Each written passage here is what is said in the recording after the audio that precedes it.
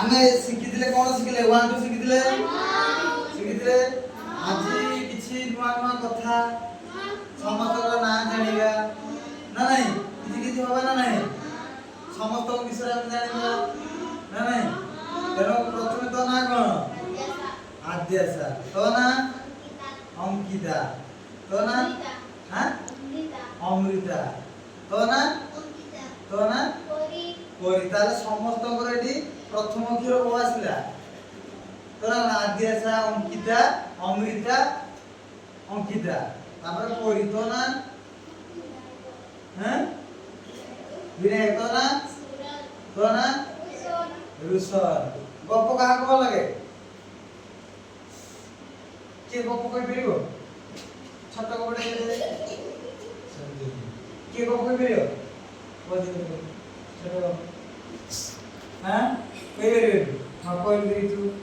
କହିପାରିବେ ମୋର କହିବି ଶୁଣିବ ଛୋଟ ଗୋଟେ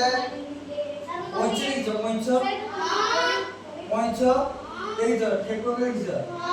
ଦିନେ କଣ ହେଇଛି ଗୋଟେ ଜଙ୍ଗଲରେ କଣ ହେଇଛି ନା କଇଁଛ ଆଉ ଠେକୁଆ ଦୁଇ ଜଣ ଅଛନ୍ତି ତ ଜଙ୍ଗଲର ରାଜା କିଏ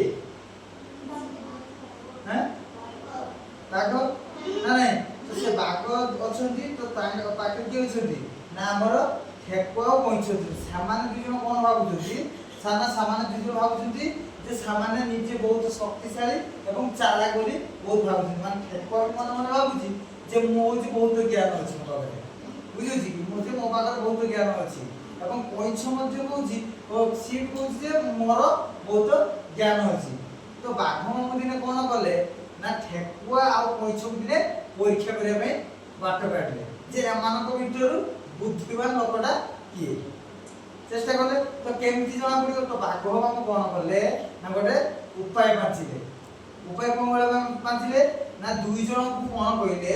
ନା ତମେ ଧରାଯାଉ କିଛି ରାସ୍ତା ଅଛି ଯେ ଧରାଯାଉ ଏଇ ଗଛ ପାଖରୁ ଆଗକୁ ଆହୁରି 2 କିଲୋମିଟର ହେଲା କି ଆଗକୁ ବହୁତ ମାନେ ମଝିରେ କଣ ଅଛି ପୋଖରୀ ଅଛି ଗଛ ଅଛି ତାପରେ ଯାଇକି ଯେ ପାହାଡ଼ ପାଖରେ ସେ ବର ଗଛ ପାଖରେ ଯେ ପହଞ୍ଚିବ ସିଏ ହବ ପ୍ରଥମ ବା ସିଏ ଚାଲା ବୁଝିଲା କି ସେ ହଉଛି ଚାଲା ତ ସେ କଣ ହେଲା ନା କଇଁଛ ଆଉ ଠେକୁଆ ଦୁଇ ଜଣ କିନ୍ତୁ କଇଁଛ ହଉଛି କଣ କଇଁଛର ଗୁଣ ହଉଛି କଣ ନା ସେ ଧୀରେ ଧୀରେ ଯାଏ দেখছো না নাই কইছে ধীরে ধীরে যায় কিন্তু ঠেকুয়া কেমন ভাবে যায় দ্রুত জোরে যায় কিন্তু বাঘ মামু কইଥିଲେ কোন যে দুই জনକୁ একা সমୟରେ তুমি ବାହାରିବ କୋଉଠୁ ଯୋଉ ସ୍ଥାନରୁ ତମେ ବାହାରିବ ଧରାଯାଉ ଏଇ ଜାଗାରେ ଦୁଇ ଜଣ ଅଛନ୍ତି କଇଁଛ ଅଛି ଠେକୁଆ ଅଛି ଦୁଇ ଜଣ ଅଛନ୍ତି ସେମାନେ ଏଇ ପାହାଡ଼ ପାଖରେ ଗୋଟେ ବର ଗଛରେ ଯିଏ ପ୍ରଥମେ ପହଞ୍ଚିବ ସେ ହଉଛି ବୁଦ୍ଧିମାନ ସେ ହଉଛି ସବୁଠାରୁ ଚତୁର ବ୍ୟକ୍ତି ନା ନାଇଁ কিন্তু কইଁছ কোন কইଁছ ସବୁବେଳେ ধীরে ধীরে করিকি ସବୁବେଳେ চালুଥାଏ না না কইଁছ ସବୁବେଳେ ধীরে ধীরে যায় কিন্তু ঠেকুয়া কোন করে না সে বহুত জলদি চালিয়ে তা গতি কোন বহুত জলদি যায় না নাই তো কোন হইছি দিনে দুই জন একা সঙ্গে আরম্ভ করলে তো যেতেলে কইଁছ কোন হলা ধীরে ধীরে গলা কিন্তু जो ঠেকুয়া ছিল সে বহুত দ্রুত গতিরে আগକୁ চালি যাইছি কিছু বাট গলা পরে গোটে পক্ষরে সে যাইকি অটকি গলা কি ঠেকুয়া যাইকি অটকি গলা যাইକି ଅଛି କହିଲେ କଇଁଛ ତ ବହୁତ ଦୂରରେ ଅଛି ମୁଁ କଣ କରିବି ନା ଏଇ ପୋଖରୀ କୂଳରେ ପାଖରେ ଶୋଇଯିବି ସିଏ କଣ ଭାବିଲା ଠେକୁଆଟେ ଯେ କଇଁଛ କଣ ପଛରେ ଧୀରେ ଧୀରେ ଅଛି ତ ସେ କଣ ହେଲା ତ ସେ ଶୋଇଗଲା କିଏ ଆମର କଇଁଛ ଧୀରେ ଧୀରେ ଆସିଛି କିନ୍ତୁ ଠେକୁଆ ଶୋଇଗଲା କୋଉଠି ଯେ ପୋଖରୀ ପାଖରେ ଗୋଟେ ଜାଗାରେ ଶୋଇଗଲା କିନ୍ତୁ ଆହୁରି ରାସ୍ତା ଅଛି କିନ୍ତୁ ଠେକୁଆ କଣ କଲା କହିଲା ସେ ତ ପଛରେ ଅଛି ମୁଁ ଏଠି ଶୋଇ ଯାଉଛି सी आसिला बाबू सी जतले मो पाक आसी सतले मु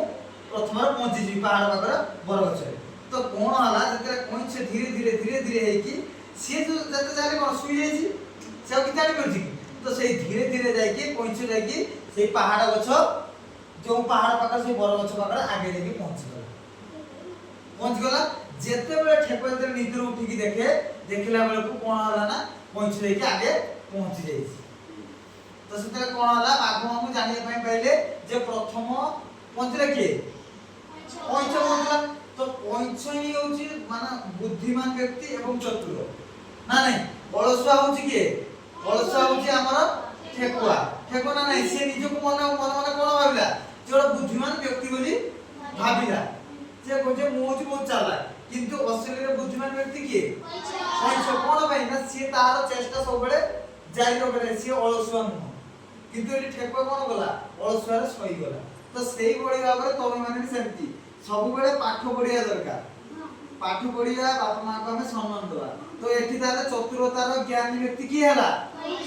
ତାହେଲେ କଇଁଛ ଆଉ ଆମେ ଠେକୁଆର କଣ ଶିଖିବା ପାଇଁ ପାଇଲୁ ଯେ ଆମେ ସବୁବେଳେ ପରିଶ୍ରମ କରିବା ଏବଂ ନିଜ ଇଚ୍ଛା ଶକ୍ତି ପାଠ ପ୍ରତି ରଖିବା ଦେଲେ ଯାଇକି ଆମେ ଭଲ ପାଠ ହବ ଭଲ ଜ୍ଞାନ ହବ ଠିକ ହେଲା ଆମେ ଭଲ ଲାଗିଲା ତ ସମସ୍ତଙ୍କୁ ଠିକ ଅଛି ଆମେ ଅଲଗା ଦିନ ଆଉ ଗୋଟେ ଗପ ଶୁଣିବା ହେଲା ଏତିକି ରହିଲା